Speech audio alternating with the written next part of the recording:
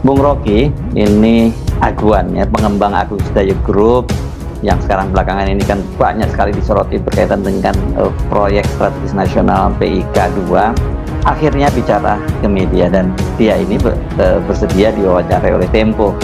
Selain bicara soal PSN PIK 2, yang sangat menarik itu Aguan menyinggung perannya menjadi ketua konsorsium Taipan melakukan investasi di IKN. Kita sudah tahu lah lama ini sesungguhnya ya, tapi ini pengakuan jadi jujur yang dia menyatakan bahwa kalau mereka investasi di sana melakukan groundbreaking itu ya mereka terpaksa karena ini dalam rangka menyelamatkan wajah Presiden Jokowi pada waktu itu ya, sekarang sudah jadi mantan Presiden Jokowi.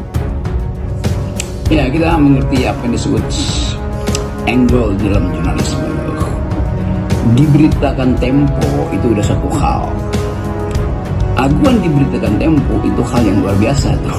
Jadi sekali lagi kita mulai melihat sebetulnya psikologi dari Aguan ketika dia mengiyakan untuk diwawancara Tempo, artinya ada kalkulasi yang sudah selesai, ada hitungan yang sudah matang, sehingga semua kalimat yang diluncurkan atau diterangkan oleh Aguan itu menunjukkan bahwa ada hal yang dia hitung secara cermat, dan Tempo tentu bukan tanpa riset bahkan menilai apakah betul kira-kira keterangan Aguan itu bisa mengubah konstelasi politik atau konstelasi gosip politik sementara ini, bahwa Aguan sebetulnya memang sekedar untuk dalam bahasa dia sendiri menyelamatkan muka Presiden Jokowi.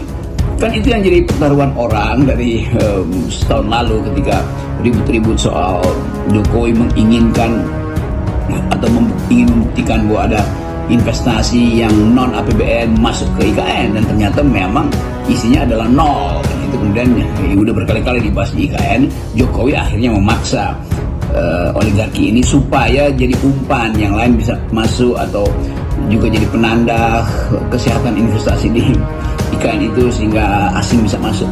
Kan itu teori yang kita bangun selama sejak setahun yang lalu tuh, untuk melihat apakah sebetulnya IKN itu adalah omong kosong atau sekedar mimpi Jokowi yang secara ekologis berbahaya dan secara bisnis juga tidak sehat. Kan itu dasarnya. Jadi konfirmasi Aguan akhirnya menjadikan patokan untuk mulai menganalisis bahwa IKN itu adalah omong yang kosongnya besar sekali seperti itu tuh. Yang dulu saya juga diperiksa polisi karena saya bilang bahwa Jokowi nyebar hoax soal IKN, bahwa itu dia cuma bohong aja, mengatakan IKN itu udah ada ratusan atau bahkan ribuan MOU, dan itu yang menyebabkan saya dipanggil polisi itu. Tapi sekali lagi kita harus punya semacam intuisi untuk melihat apakah betul semua yang diucapkan oleh rejim Jokowi itu punya akibat setelah dia lengser. Kan itu intinya. Dan kita mulai melihat bahwa sebetulnya publik tahu dari awal bahwa Jokowi ingin menyelamatkan diri dari janji-janji palsu dia itu, mulai dari mobil kita lupa pula nama mobil yang palsu itu, sampai IKN yang kemudian dipalsukan hanya untuk pencitraan beliau. Kira-kira itu inti dari percakapan di Tempo.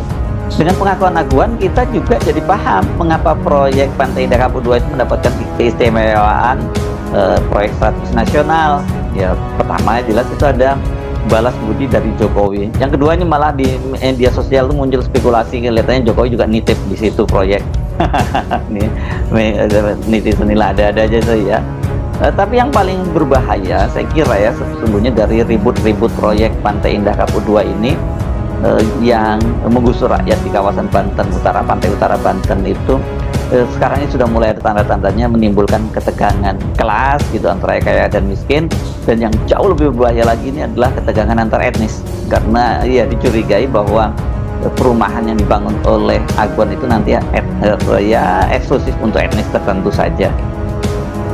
Ya, saya kira memang strategis apa yang diterangkan oleh Pak Aguan, bahwa pada akhirnya dia mesti bicara, dia mesti speak out, dan yang dia ucapkan itu betul-betul menggemparkan artinya mengkonfirmasi semua dugaan bahwa tekanan politik pada kelompok ini menyebabkan masyarakat itu terpecah justru kan. Kan kita mesti lihat bagaimana kekuasaan memuliakan atau bahkan mengeksklusifkan PIK 2 itu sehingga timbul ketegangan sosial, timbul ketegangan psikorasistik. Jadi itu yang membuat kita melihat bagaimana negara itu yang harusnya menghasilkan semacam diksi yang memungkinkan kita bersatu sebagai bangsa, tapi justru dengan bersifat eksklusif memanjakan satu kelompok lalu timbul reaksi rasisme. Kan itu yang terjadi sekarang kan. Jadi kalau orang ke PIK 2 itu orang langsung anggap bahwa ini adalah pemanjaan Jokowi dulu atau kekuasaan atau negara terhadap satu kelompok, lalu timbul ketegangan sosial, timbul kerentanan konflik yang basisnya sara. Kan itu yang hendak kita hindari. Jadi saya menganggap bahwa negara gagal memberi pembelaan pada ide-ide kemajemukan tuh, dan itu akibatnya kita akhirnya terjerembab ke dalam konflik yang juga ada dalam potensi antropologi kita, itu konflik yang basisnya ada sara. Itu yang ingin kita hindari sebetulnya, tapi sudah terjadi.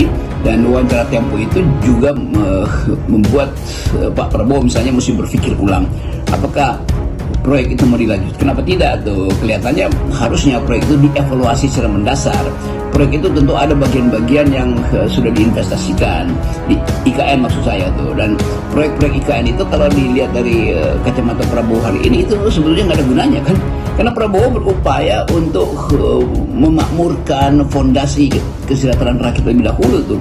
Jadi termasuk di dalam upaya kita untuk melihat apa yang akan jadi aspek penting dari Pak Prabowo, saya kira dia pada akhirnya harus ambil keputusan bahwa IKN itu ya udahlah dibikinlah itu proyek 50 tahun tuh, walaupun nanti 50 tahun sebetulnya nggak ada nilainya lagi, secara estetik berubah, secara fungsional juga berubah tuh. Tetapi hal yang memungkinkan kita membaca jalan pikiran Pak Prabowo adalah dia kelihatannya tidak akan meneruskan ide membangun IKN itu.